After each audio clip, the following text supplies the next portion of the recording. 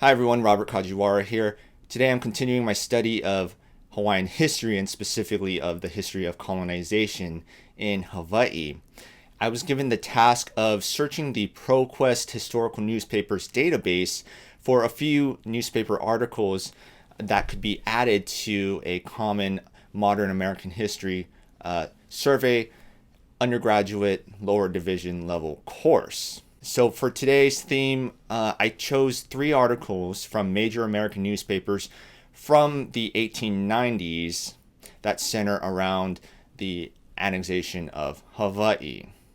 For some background context, at this point in 1893, a small group of white American businessmen conspired with the United States ambassador to illegally overthrow the Hawaiian Kingdom monarchy and set up their own puppet government with the hopes of eventually being annexed into the United States. They did this in order to advance their own business interests.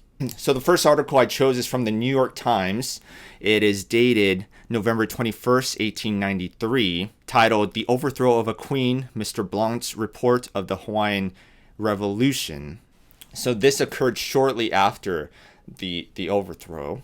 President Grover Cleveland had dispatched Mr. James Blount, who was an American statesman and at one point a congressman, to go to the Hawaiian Islands to investigate what had happened. Blount conducted a very detailed investigation. His report is over 1,200 pages long. The New York Times obviously wasn't going to reprint the entire 1,200 pages, so instead they did a summary, a detailed summary that spanned 2 whole newspaper pages.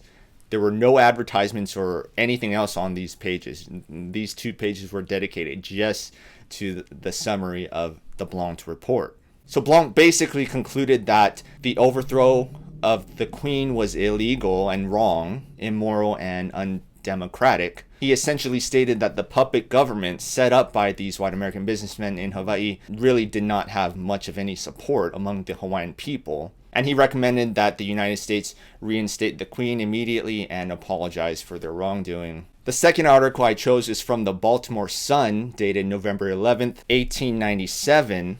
It is titled "The Gruesome Side of Hawaiian Annexation." So several years had passed since the Blount report. The United States still had not reinstated the Queen or apologized for their crime. And a fierce debate was being held by U.S. politicians trying to figure out what they were going to do. Were they going to try and annex Hawaii or reinstate the Queen?